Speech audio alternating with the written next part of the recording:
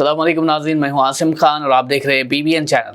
आइए देखते हैं आज की टॉप 10 न्यूज़। इजिप्ट ने अमेरिका को खबरदार किया है कि अगर उसकी ज़मीन पर हमास के लीडर्स को निशाना बनाया गया तो इसके नताइज संजीदा हो सकते हैं। ये वार्निंग दोहा में इजरायली एयर स्ट्राइक के बाद आई, जहां हमास के लीडर्स को सीज फायर नेगोशिएशंस के दौरान निशाना बनाया गया। इजिप्ट ने कहा कि ऐसी हरकतें उसकी खुदमुख्तारी की खिलाफ वर्जी होंगी और इसका सख्त जवाब दिया जाएगा। नेपाल की हुकूमत ने नेपाल में काठमांडू वैली में फंसे फॉरेन नेशनल्स के लिए वीज़ा और एग्जिट रूल्स आसान कर दिए।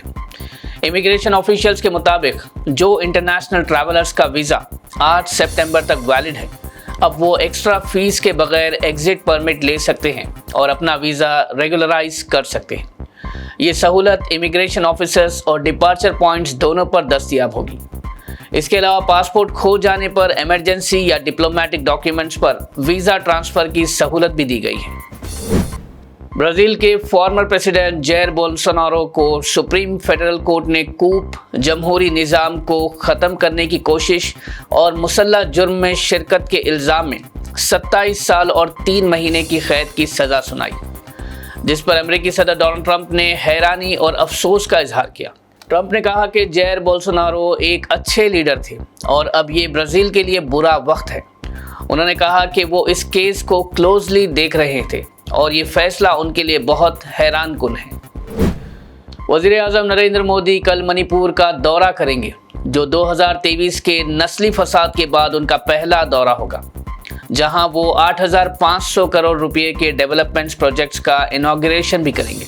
पीएम मोदी का ये दौरा अमन, नॉर्मलसी की बहाली और रियासत में तरक्की के लिए अहम कदम माना जा रहा है।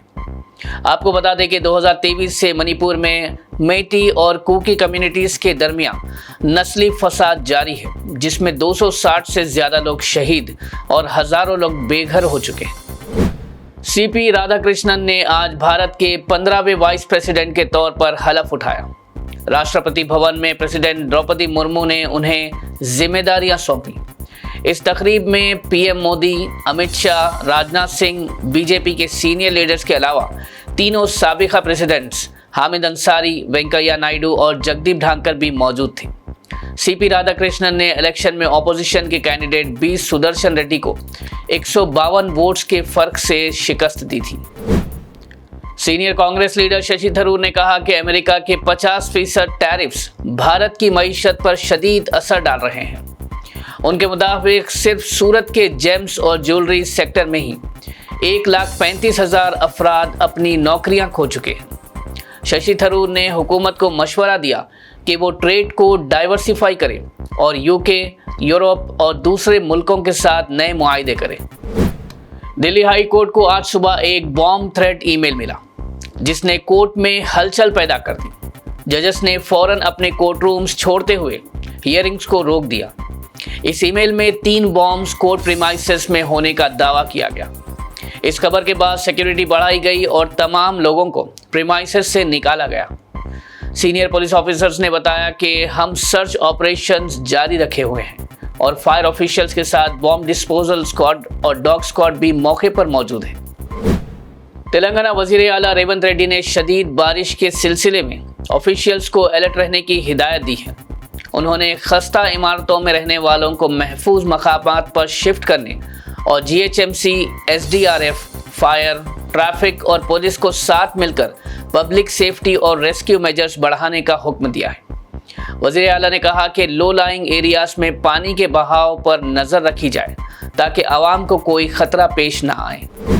हैदराबाद में मिलादुन्नबी जुलूस के सिलसिले में इतवार को चार मीनार और आसपास के मकामात बंद रहेंगे। मरकजी मिलाद जुलूस कमेटी ने हैदराबाद पुलिस को इत्तला दी कि जुलूस के दौरान वॉलंटियर्स खास कैप्स और टी-शर्ट्स में तैनात किए जाएंगे, जो पार्टिसिपेंट्स को रेगुलेट करेंगे। कमेटी ने पुलिस को यकीन दिलाया कि तमाम हिदायतों पर अमल करते हुए पुरअमन और बेहतरीन इंतज़ाम के साथ मिलादुन्नबी मनाया जाएगा। हैदराबाद में सोने की कीमतें तारीखी सतह पर पहुंच गई हैं, जहां 10 ग्राम 22 कैरेट सोना 1,02,000 रुपये और 24 कैरेट सोना 1,13,000 रुपये तक रिकॉर्ड रेट तक बिक रहा है। माली बेचैनी, रुपये की गिरावट और ग्लोबल कॉन्फ्लिक्ट्स की वजह से डिमांड बढ़ गई है और कीमतों में अब तक 40% का इजाफा देखा गया है। ये सर्ज सिर्फ हैदराबाद तक महदूद नहीं बल्कि मुल्क के मुख्तलिफ शहरों में भी देखा जा रहा है। नाज़रीन, ये थी आज की टॉप 10 न्यूज़। देखते रहिए BBN चैनल। मुझे दीजिए इजाज़त। अल्लाह हाफिज़।